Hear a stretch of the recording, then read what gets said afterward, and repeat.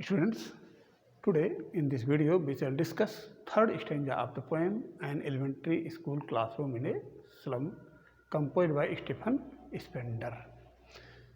So see the lines. Surely Shakespeare is bricked. For the slum children, Shakespeare is useless. Shakespeare is not useful for them. So they have to hate Shakespeare because Shakespeare cannot do anything for them, as there is the portrait of Shakespeare on the wall of classroom. So that portrait of Shakespeare is useless for the slum children, because as Shakespeare has written so many romances, comedies and other interesting things, but all these things are useless for the students of the slum school. The map a bad example. There is a map also hanging on the wall of the classroom, but that map is also useless for those students, for those children of the slum school. With ships and sun and love tempting them to steal. So there are ships in this world. There are oceans, and on those oceans there are ships. And sun, there is the glare of sun also. All over the world there is the light of sun, but for those children who live in the slum, they are not getting the natural beauty of sun, the natural beauty of ocean and ships, and they have the lack of love also. There is no one to love them, tempting them to steal, and all these things, ships, sun and love, they are attracting them to whom? To the children of the slums. They are attracting. So they are attracted, the children of the slums are attracted towards the ship, towards the sun and towards the love, tempting them to steal, and they want to get all these things. They are attracted to steal. What do they want to steal? They want to steal ships, sun and love. They want to steal natural beauty of the world as other children are enjoying. For lives that slyly turn in their crumb hole. Their lives. Whose lives? Lives of the slum children slyly turn. Secretly, their life is turned, and they are bound to live in the cramped holes, in the narrow streets of in the houses of the narrow streets of the slums. They are bound to live there. They are not enjoying the life as the other children of the world are enjoying. From fog to endless night. From fog to endless night. Fog is symbolizing about the morning, and endless night. So from morning is symbolizing about the what? About their birth. So they take their birth in what? In bleak condition, unclear conditions.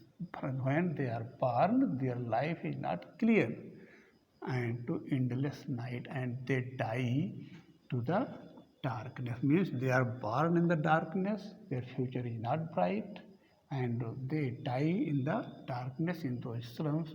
Means whole of the life from birth to death, they are bound to live in those slums. Their life is not full of brightness.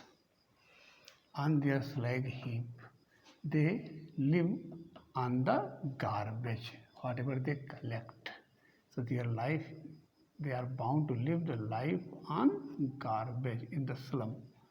These children bear skins peeped through by bones.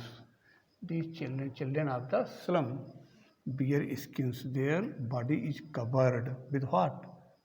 The skin that is very loose, means they are very big, peeped through by bones. Their bones can be seen above the skins, means they are very big, and spectacles of steel.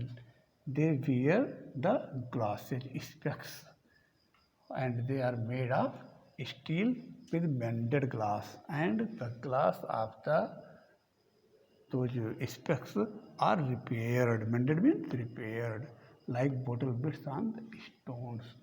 So it seems that the glasses are kept on the stones when they are attached. Those repaired glasses are attached to the frame of the steel. It seems that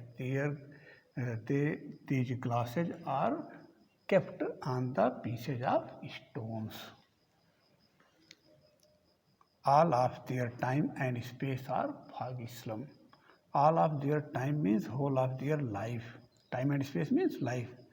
So all of their time and space are foggy slums. They have to live in the slums, that is where there is no clarity of the future. Future is not clear.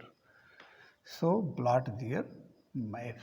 Their maps are bleak. Blot means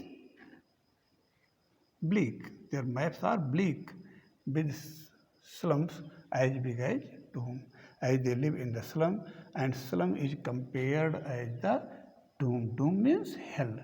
So they are living the hellish life in that streets of slums. I think these lines are clear to you. Now let us discuss about the figures of the speech. So mostly in this stanza there is the use of metaphor. As here, fog to endless night.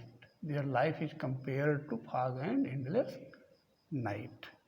And there is the use of simile also. Here, like bottle bits on stones. So their spectacles is compared as bottles bits on stones with the word like. So here is the use of simile. At one more place there is use of simile. As big as doom. So slum is compared with doom with the word as. So here is also one more figure is used, that is simile. So now I shall discuss about the images also. He has used images as slag heap. One image is here and another image foggy slums. Suppose the poet has used so many figures of speech in the stanza: metaphor, simile and images. Now note down questions to attempt yourself. Question number first: why is Shakespeare big and the map a bad example for those children? Next question: what tempts them and why? And last question: how do they live in their holes? Thank you.